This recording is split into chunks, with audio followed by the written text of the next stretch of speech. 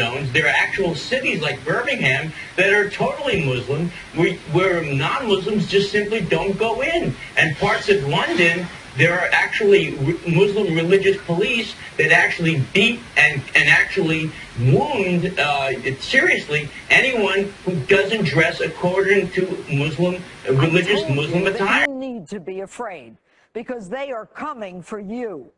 The ISIS assault, the Islamic State of Iraq and Syria signals the beginning of the reverse crusade. They are coming for us. My resolution? Airstrikes. Bomb them. Bomb them. Keep bombing them. Bomb them again and again. Anthony, welcome back to Truth Sentinel. Thank you. It's good to be back. How have you been? Yeah, not too bad, not too bad. Been enjoying the sunshine, the beaches here in Phuket. And yeah, basically everything's okay with me. What about you?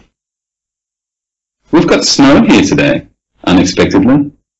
That's one thing I don't really miss snow actually. I'm not bored with beaches yet. I'm quite like it, but oh, you know, it's nice to have a little bit of a snow covering on the landscape. You know, it makes some places look a lot prettier. Certainly here in KSW, it kind of spruces the place up a bit. Yeah, how are things in Kayseri and in Turkey? I know one of the things you were going to talk about was the situation in Turkey at the moment.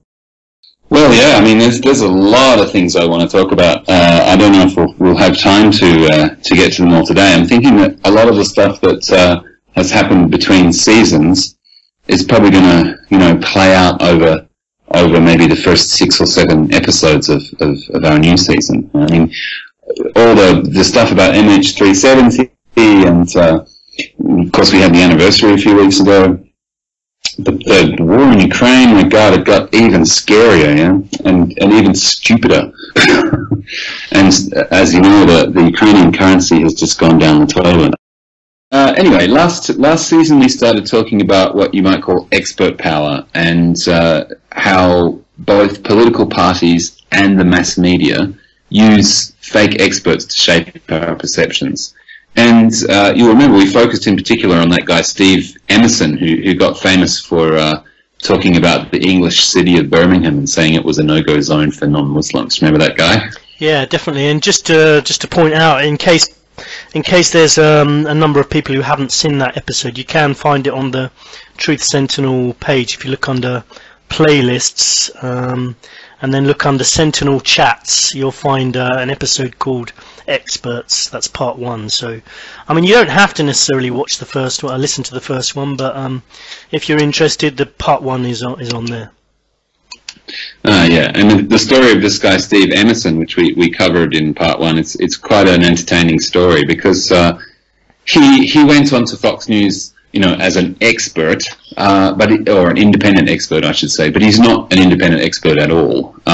In fact, he's a guy with long-standing connections to the Islamophobia network in the US. So his TV appearances, and he's been appearing on US networks for decades, his appearances were always meant to kind of further a very shady little agenda, and he's been paid millions to try and put across the right message, you know, under this guise of expert commentator. Now, it's quite so yeah, it's worth going back to hear that backstory because I think it's very interesting. Now, it's quite difficult to find any activity around Emerson since January. I think he might have either his career is over or he's been shelved for a while. But the thing is, he's just one guy, and there's a whole army of these experts out there. So I want to talk about some of them today. There is a third option, though, Anthony. They might be giving him plastic surgery and just renaming him and then just bring him back again as a guest. So if a new expert appears at any time in the future and their name is an anagram of Steve Emerson, we should all be a little suspicious. Exactly. Okay. But before we get into it, let me give you just one fun little fact about Fox News. I know they're you know, a well-worn target, but there's an independent organisation in the US called PolitiFact, which monitors false information in political discourse. So what they do is they fact check statements from the White House and from Congress and lobby groups and so on, and periodically they publish reports about what they find. And they do the same thing with information reported in the media on different networks. So essentially they rate any claim made by a host or a guest in terms of accuracy. And at the end of last year, PolitiFact published one of these reports, and it showed that the facts on Fox News are actually getting less accurate over time. So as of December 2014, over 60% of all the facts presented or quoted on Fox were shown to be, quote, mostly false or worse. So obviously then, you know, getting rid of one guy like Emerson is really not going to fix the problem. And of course it isn't limited to the US, and in some ways the situation is even worse in countries where the media establishment is quite small, because in those countries media ownership is often in the hands of, you know, just 2 or 3 people. And today I want to talk to you, I want to give you an example which involves talking about climate change. Now, I think, Scott, you and I have quite different views on climate change, and I'm guessing that a fair number of Truth Sentinel listeners are what you might call climate skeptics, you know, which is fine. I think we should definitely have a debate about climate change on another episode. I'm looking forward to it. Oh, me too. But for the moment, I want to kind of skip over the main debate, or around the main debate, because the issue I want to get at here is how governments and corporate interests are managing public perception. But just a quick word about this phrase, climate skeptic. Yeah, I would say there are. You mean climate change skeptic? Yeah, I don't think anybody's skeptical about whether or not there is a climate. There's probably a few people, but they tend to be locked away in special rooms. But no, I just want to kind of clarify this distinction between, without, you know, going too much into semantics, between climate skeptic versus climate denier, because I think they're very different. So when I use the term climate skeptic, I'm talking about someone who's reached a decision based on their own analysis that this huge spike in the global climate isn't really happening, or maybe that it's not as big as some claims have suggested. You know? And again, I have no problem with that at all. I mean, obviously, everybody's entitled to their view, and this show's all about maintaining a healthy skepticism. Absolutely. Especially when it comes to things that we mainly hear about via the media. And let's face it, climate change is one of those things. So I wanted to say up front that I respect the skeptic's point of view 100%, but deniers are in a different category, I would say. They generally have a vested interest. So it's not about what they really believe, it's more about what they want other people to believe, and often for quite cynical reasons, which, you know, is very different because it involves consciously deceiving people. When it comes to climate change, the strategy they use is called consensus denial. So to get an idea of how it works, let's have a look at some research about different people's beliefs on the climate. There have been quite a few studies done to try and determine just how much agreement there is in the scientific community about whether climate change is man-made or not. Yeah? And they've generally found that over the last 20 years or so, there's been a gradual increase in the consensus. So at the moment, it's running around 90% across the whole scientific spectrum, and it's higher than that among climate scientists.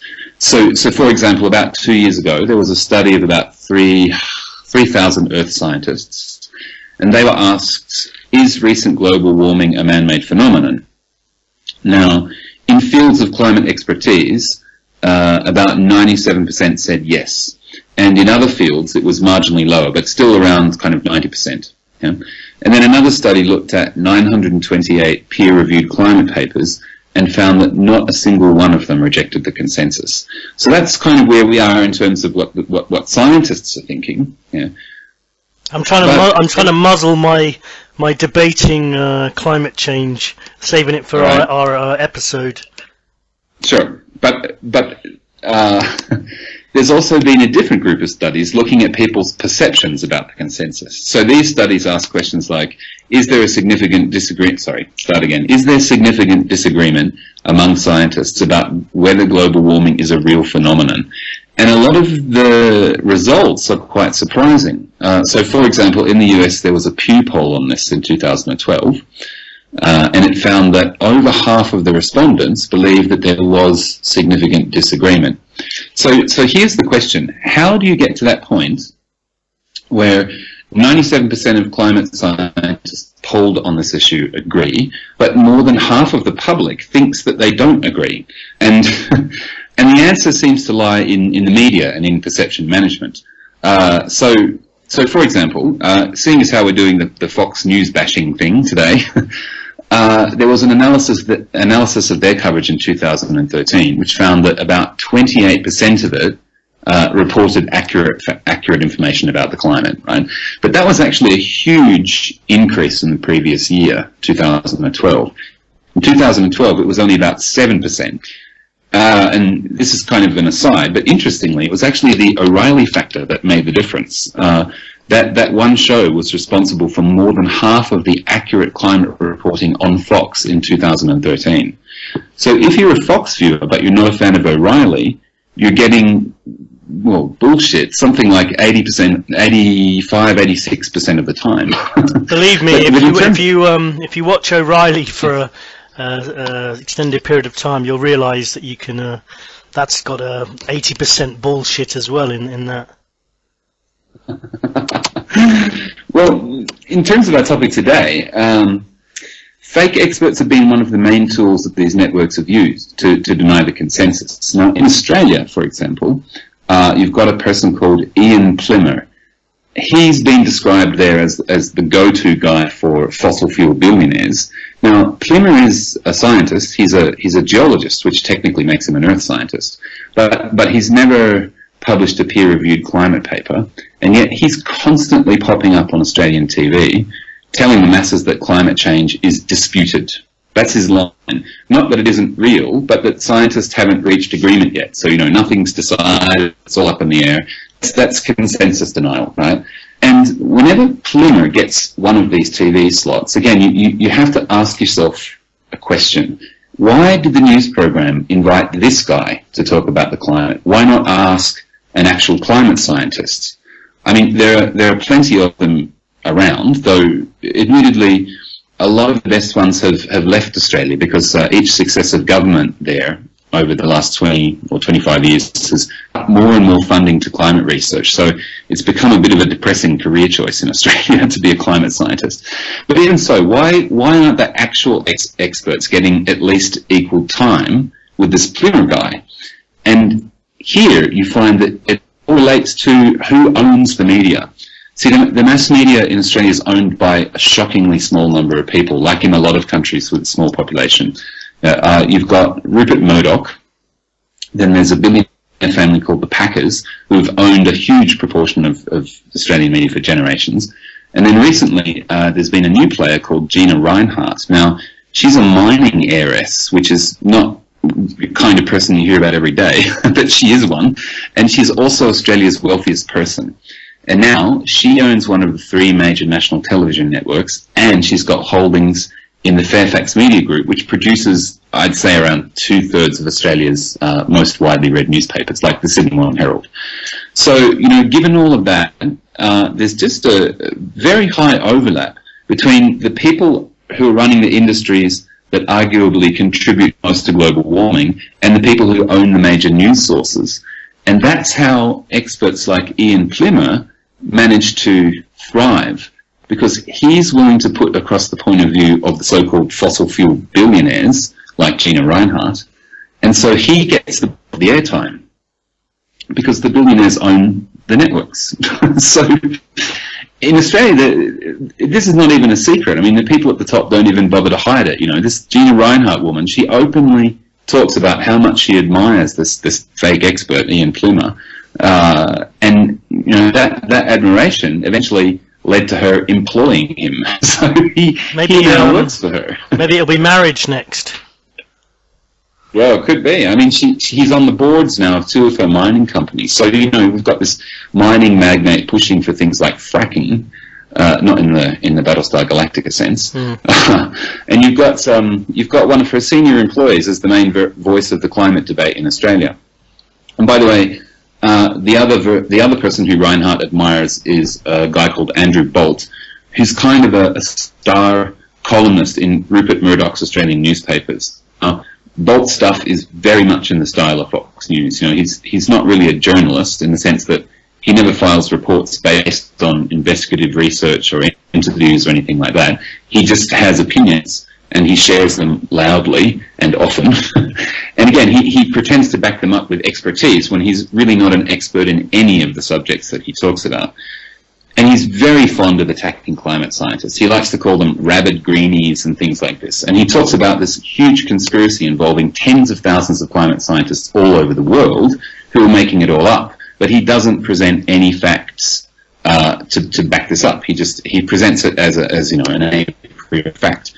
But the thing is, again, he's working for Murdoch, who would very much benefit from public perception shifting away from belief in the reality of man-made climate change. I mean, Murdoch is, of course, most famous for his media holdings, but if you look into his portfolio a little, you find he's also got some stakes in big oil. Plus, a lot of his powerful allies are all about big oil. So just to give you one quick example, because I think this is going to fit nicely with your theory that all world leaders are essentially evil. In 2013, there was a story run in a small independent Australian newspaper called the Tasmanian Times about a company called Genie Energy. And Genie has some pretty big names associated with it. Have you heard of this company? Nope. No? Okay. Well, the major shareholders include Murdoch, as well as Jamie Rothschild, and one of the company's senior advisors is Dick Cheney. Now, the main thrust of the story was that the Israeli government had granted an oil drilling license to Genie Energy, and that's actually the first time Israel had ever done that. But in fact, the license they granted was specifically for the Golan Heights area, which is not inside what you might call the original borders of modern Israel. It's actually part of the occupied Palestinian territories. So, you know, right there, I mean, you've just got a minefield, you know. Not only are these people going to drill for more fossil fuels on occupied land, but one of them has controlling shares in much of the Western TV and print media, which is the main source of information about the climate for most people living in Western countries. So going back to the Australian context, here's the problem. If you add Murdoch's media holdings, Reinhardt's media holdings, you find that's most of the media, and they're both climate deniers, and they both use experts as their attack dogs. Now, the reason why that's so scary is because the whole point of using these fake experts like Plymmer and Andrew Bolt is to try and influence the electorate, to, you know, erode support for environmentally responsible policies that look beyond, you know, the election cycle. And support for those policies has measurably declined in Australia since the consensus denial campaign began. So in other words, it's working. These fake experts have edged out the real experts. They're doing their jobs, and people's minds are changing as a result. Well, yeah, I mean, but I'm really trying to hold myself back on commenting on the climate stuff. But I'm going to save that for our episode, because yeah, I mean, I would have definitely disagreements with you on some of the stuff you're saying, but we'll address that. We'll address that in our debate, our full-on climate change debate.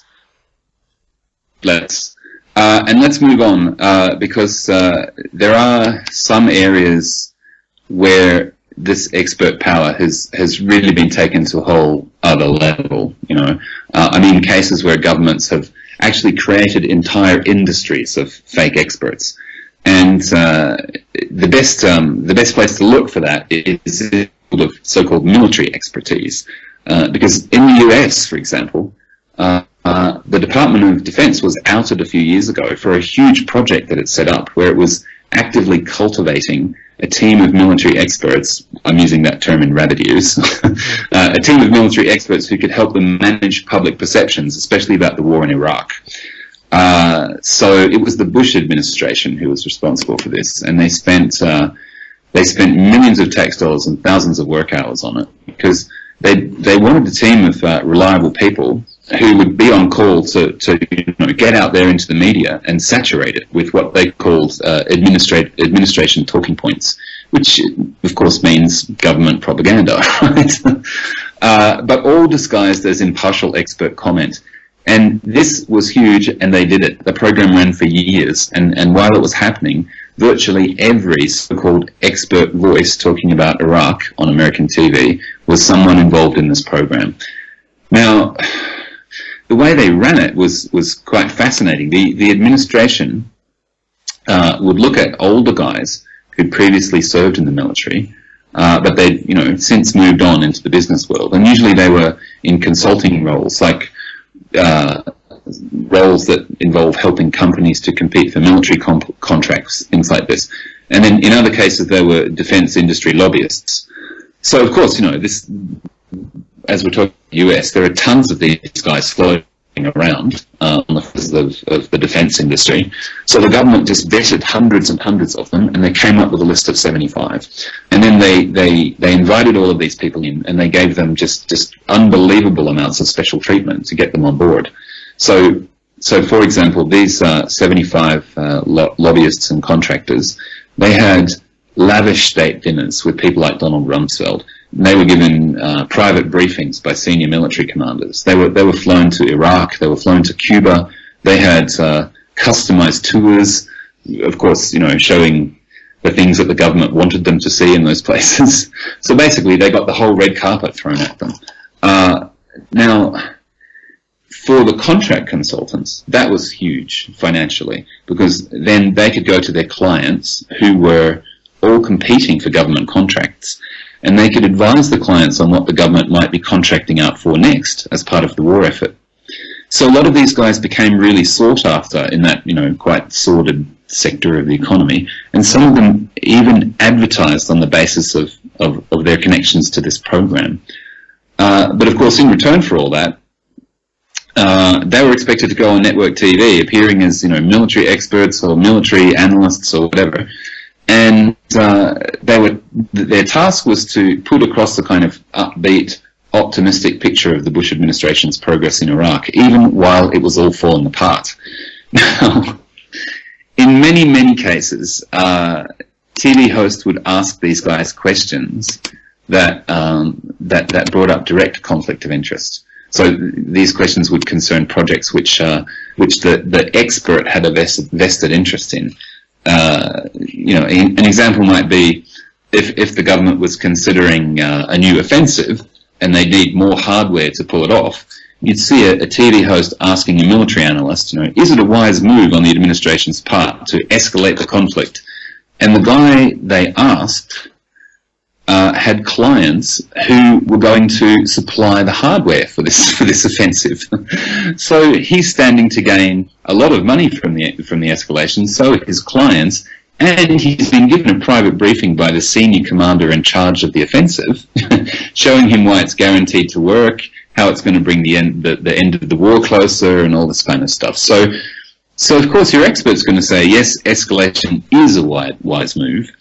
And he'll say that, in the long term, it'll save body bags and allow more soldiers to come home alive.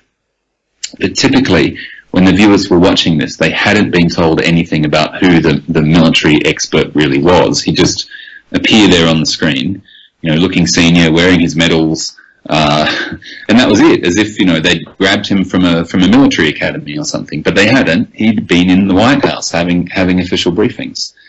Yeah, I've been watching some of these military experts in the past couple of weeks on Fox News, and it's quite clear that they're biased. And you've got people like Oliver North who comes on, General Petraeus is another guy, I'm sure you'll probably tell us a few on your list as well. But yeah, it's quite obvious that they're there. I've been quite actually surprised how anti-Obama Fox is at the moment, and all the military guys as well who come on are very anti-Obama. So, but I would still say that they're working for the administration of the US government, but that doesn't necessarily mean they're on the president's side. In fact, maybe they're the what was it that we were warned about, the military complex Maybe it's the military complex that have the power, not really the president. Because Fox is very, very anti-Obama at the moment. But just to give you an example of some of the stupid things that some of these people say, one guy today I was listening to said that Guantanamo Bay inmates should be killed, as it's too expensive to keep them there.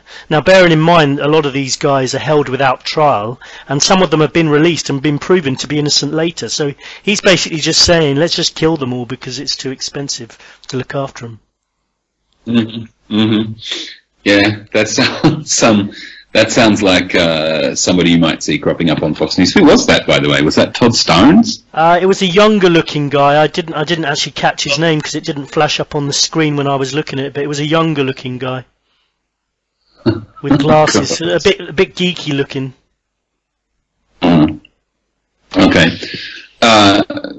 Yeah, I mean, it's you see it on Fox News all the time, and they're still doing. And you mentioned Oliver North before. Well, I mean, you know, he's been roundly discredited by the mainstream American population. But of course, Fox is not the mainstream, or it's dragged. I think, a fair portion of what used to be the mainstream into this weird kind of militaristic right wing world, where, you know, people like Oliver North can actually show their face on television and be considered as you know, figures of authority, which is just bizarre. But anyway, the strategy works. I mean, it worked so brilliantly with the Bush program that you had key figures in the Bush administration who actually started to talk about expert power as being more important than maintaining relations with journalists. So there was a deliberate shift away from talking to journalists. And I don't know if you noticed, Scott, but it was I always had this thought. It was really noticeable to me that the Bush administration was probably the most disengaged from the media of any US administration I've seen. I mean, they just never gave interviews. You know, how many times did you see Cheney on TV? No. Yeah. And I think this is part. Sorry. No, I was just agreeing with you. Yeah. Yeah, I mean, I think part of the reason is that they'd farmed out the presentation of the war to their experts. And I also think it might go some way towards explaining why there was such a huge chasm between American perceptions of the war in Iraq and global perceptions of the war while it was happening. Because I'm sure you remember, I mean, even in the beginning, it was an idea that was rejected around the world. You know, everyone could see through it. Everyone thought it was a stupid idea to go to war in Iraq. In Australia, there was a poll conducted about whether or not the nation should get involved, and 86% voted no, which is, you know, almost as big as a consensus as you can find in a room full of climate scientists. Yeah, I was just going to mention that at the moment Fox is really pushing the agenda that really criticising Obama and blaming him for the ISIS problem at the moment. Because Obama came out and said basically this was Bush caused this all because of the war, and all the military experts are coming on saying Obama has caused all this because he pulled all the troops out of Iraq and allowed ISIS to form, basically. So that's the big agenda at the moment on Fox. Well, I don't want to get too far off the topic, but I will ask. I think this is a question that we should answer in a future episode. Why the hell do ISIS still exist? Why do they still exist? There's no reason why they should. There's no reason why they should. You know, if you look at the amount of countries that are involved, and the amount of finance that is available, they're being allowed to exist for whatever reason it is. And in fact, I would go as far as to say they were allowed to form in the first place, if they even exist in the form that we've been told they do. I mean, I just don't know. Well, that's an excellent point. I hadn't even thought about that. Yeah, I mean, there's clearly something going on there. It could be. Let's speculate wildly. Well, it could be that the Saudis have threatened to pull money out of the U.S. economy en masse if they stop ISIS. Who knows? But there's there's definitely something going on there, because there's no way. I mean, this is an issue that has united the world like all nothing in our lifetimes. You know, this idea ISIS is evil. Let's get rid of ISIS, and yet it's not happening. And nobody can tell me. Nobody can tell me, oh, it's guerrilla warfare. No, sorry, that excuse doesn't cut it in this case. In Afghanistan, yes. In Iraq, which is basically a big plane, no. So, yeah. Well, for me, it's. Sorry, what were you going to say? I was going to say that it just seems obvious this is connected somehow to the Syrian situation, because ISIS only cropped up, and the whole ISIS thing and the whole pushing it on TV as something we should be afraid of only occurred after Obama and John Kerry failed in their attempt to get support for a war in Syria. You know, with the chemical weapons issue and everything like that. When that all failed, and they could see that it was the most dismal propaganda failure, they had to come up with something else. And ISIS, the whole ISIS situation occurred after that. I think it's something that we need to look into, because I think, you know, last year, as our first season was drawing to a close, I didn't imagine there'd be anything left to discuss about ISIS by now. I thought it'd be all over, because, as I say, why wouldn't it be? You know, 30,000 lightly armed guys on a huge plane. Yes, they're hiding in civilian communities and so on. But you know, that doesn't stop Obama when he feels like sending a drone. So I don't understand, and I think that a lot more needs to be said about it. But, you know, I hope you're not suggesting a trip to Iraq for us to do some investigations over there. I've got a really good idea. Why don't we not go to Iraq to investigate the situation? Yeah, I like that idea. Yeah, it's scary enough being here sometimes, I can tell. But you know, to go back to our experts in the US, the perception it seems the perception of the Iraq War was totally different. Not later on, but in the early years, especially. When this program was at its height, and the US people re-elected Bush, which I think, I mean, internationally that was just a shock, I think, because he was one of the most despised world leaders of our lifetimes, and probably the biggest reason for that was that he was the war in Iraq. So clearly there was a disconnect there between what the American electorate were thinking and what the rest of the world were thinking. And of course there are a lot of factors involved in that, but to me, the O'Reilly factor. The O'Reilly factor might have been one, but to me, you know, among a whole bunch of things, it does seem to contain a warning about these experts and about how if we allow our opinions and perceptions to be shaped by them, we can make some terrible decisions. And again, I want to say it is an international phenomenon. You know, I think it's fair to say that every country with its own mass media also has its own team of experts. You know, we've seen the media battle in Ukraine and Russia in the last 12 months, and on a few occasions, each side has attempted to show off the other side's media because both of them are engaged in this perception management, and we know that in the case of RT and Russia 1, it's really crude and it's really nasty, and it does everything it can to polarize people, to dehumanize people, and to take, you know, any event that happens and frame it in a way that glorifies your own people and makes everyone else look like an enemy. And I mean, we've seen the results. You know, 6,000 people dead so far, and those guys, RT, Russia 1, those networks, they thrive on two things: outspoken opinion, like Fox News. Yeah, there's people like Dmitry Kiselyov. Have you seen Kiselyov in action? I don't know. I can't put a name to a face in that case.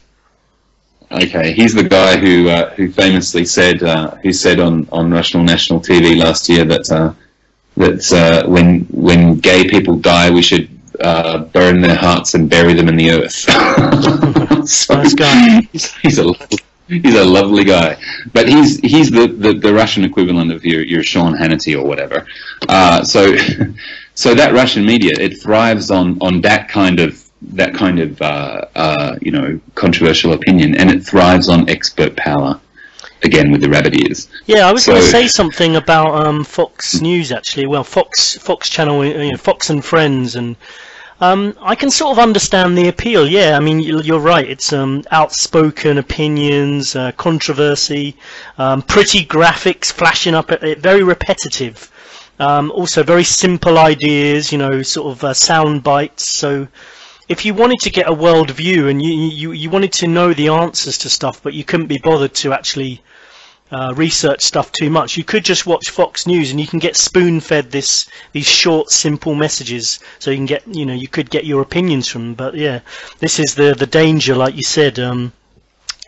Basically, people need to be very skeptical. It's good to be skeptical about watching any news media.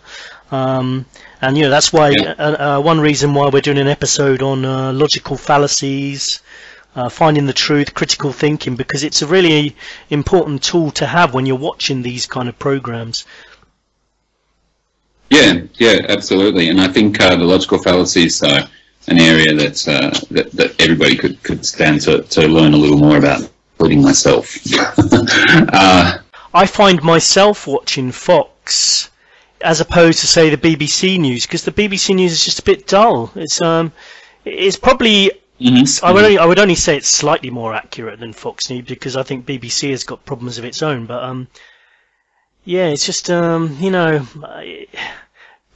basically appealing to people's visual, and people need stimulating, and people want don't have a lot of time. They want short, sharp messages. They don't want to devote too much time. And if you watch some dry newsreaders giving some factual information, it's not as interesting as just watching all these flashing images and some guy saying some crazy stuff, and it's just a lot more watchable. That's the scary truth. Yeah, and I think it's. I think both of them have their. I mean, they're aimed towards different targets. BBC is aimed towards the person who wants serious news, and Fox is aimed towards the Fox audience. Yeah. You're absolutely right. We need to be very skeptical, and I think. So my argument all along here has been, we especially need to be skeptical of anyone who claims to be an expert on an issue that is important or controversial in some way, because these experts can start wars.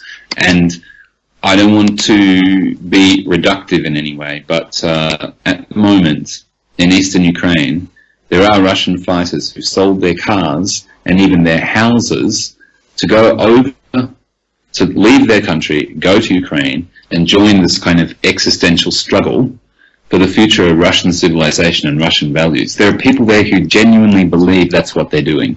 Obviously not all of the rebel fighters are in that camp, but it's a significant proportion of them, because they've been told over and over and over through their media that this is what's happening. The entire Russian way of life is under threat. The enemy wants to wipe them from the earth, like Hitler tried to do. And they've been told that eastern Ukraine is the last stand. Now, if you've ever been there, it's a ridiculous place to have a last stand.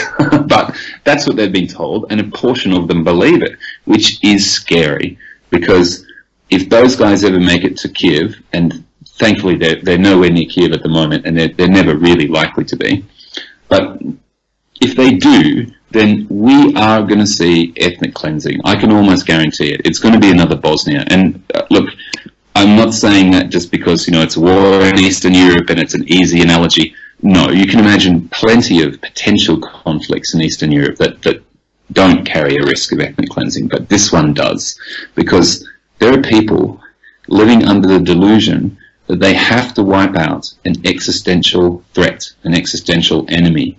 And when people believe that, that's when ditches get dug and people get lined up and shot. Now, there's a lot of historical grievance in the mix in Ukraine, But knowing all of that, the Russian media has deliberately played up the historical grievances, and they've presented something really monstrous to the Russian media. Whereas the truth of the matter is, whatever you can say about, NATO and the US meddling in Ukraine, which they have, the majority of Ukrainians who revolted against Yanukovych last year were just sick and tired of having all their money stolen from them by corrupt governments, They look across the border to Poland, and 20 years ago, Poland's economy was the same size as Ukraine's. Now it's 4 times the size of Ukraine's. Because probably more than that. Well, probably more now, yeah. That's last year's figure, or even if it's last month's figure, it's still. But Poland isn't hamstrung by this massive corruption and this government incompetence and mismanagement and just indifference that Ukrainians have had to deal with. And they were just over it. That's what caused them much more than homo fascists or whatever. They were just over it. They're tired of being poor. They're tired of being neglected. They're tired of being left behind by every other Eastern European nation that was as poor as they were 20 or 30 years ago.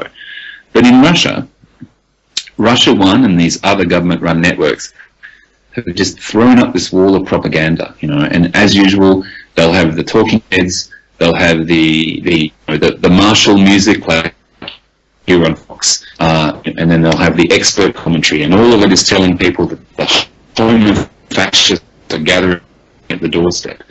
And then RT tells people on the far left in Western countries the same tales in a different package. And the result is 6,000 people dead. So, yeah. I'm sorry, that was quite a lengthy digression. But the point is, it can happen anywhere, which is why when the experts start talking, I think we need to be very, very cautious. Well, and we're probably going to have to wrap it up in a minute. But I wanted to say, yeah, I agree basically, and I think. On the same subject of experts, we've got these military experts now going in from the UK and the USA to Ukraine to help train the Ukrainian troops. And on a simplified form, I can just sort of see them saying, yeah, just point your gun at that person, now shoot them. It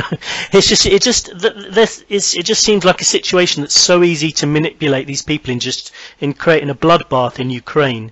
And I do blame it a little bit on the team mentality that we've talked about before, which is we're Team Russia, you're Team Ukraine, we hate you, so we're just going to we're going to kill each other. And I think it's the danger of patriotism, which I'm sometimes cautious about talking about, particularly since a lot of our listeners are American. But personally, I'm not a big fan of patriotism. I think it causes more harm than good, and it buys into that team mentality.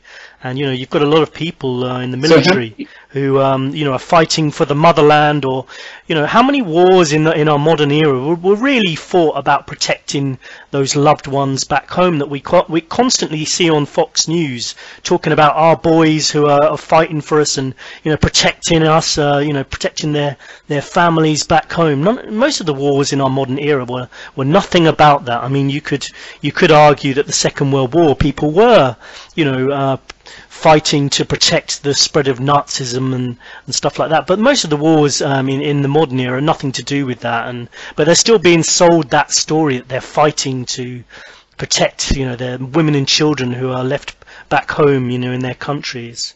It's just bullshit. On top of which, if you had presented that in most parts of the world 200 years ago, if you'd presented for the prospect of we're going off now to fight for our country, most people would have said, huh? What's a country? And that's, just kind of 10 generations ago or less. These concepts didn't exist. They were created, and we've been convinced that countries have always been. But that's actually not the case. In most cases, there are exceptions, but most of the countries we now know of are modern inventions. And so with that has come a whole new reason to get people onto the battlefield. Wow, how many future episodes have we touched on now in this discussion? I think it must be 4 or 5 at least, yeah? I'd like to touch on another one, which I hope to do at some point, which is about the monarchy. Because I think I mentioned to you that I forced myself to stand up for the King's propaganda movie, which you have to do in Thailand when you watch when you go to the cinema. This awful, sickening propaganda movie comes on, and at the beginning it says, please stand in respect of the King. and it's really sickening, honestly. Well, previously I told you I felt like I had to stand up because there wasn't many people in the cinema. But today I watched another movie, and I'm glad to say this time I just stayed sitting because it was just too sickening, and I wasn't carted out and arrested, so that was good. I'm very glad to hear that. So yeah, patriotism and nationalism and all of those things, I think definitely that's a theme for a future episode. And I'm looking forward to it very, very much. So am I. And I wanted to thank you. And unless you have any last points you'd like to make, I'll let you finish up. But thank you for coming on and talking to us today about experts. You're very welcome. God, I've really missed it. Actually, I know that was kind of that was a bit of a research dump, but I hope it was illuminating, and I hope we can talk again soon. Cool. Yeah, definitely. Thanks again.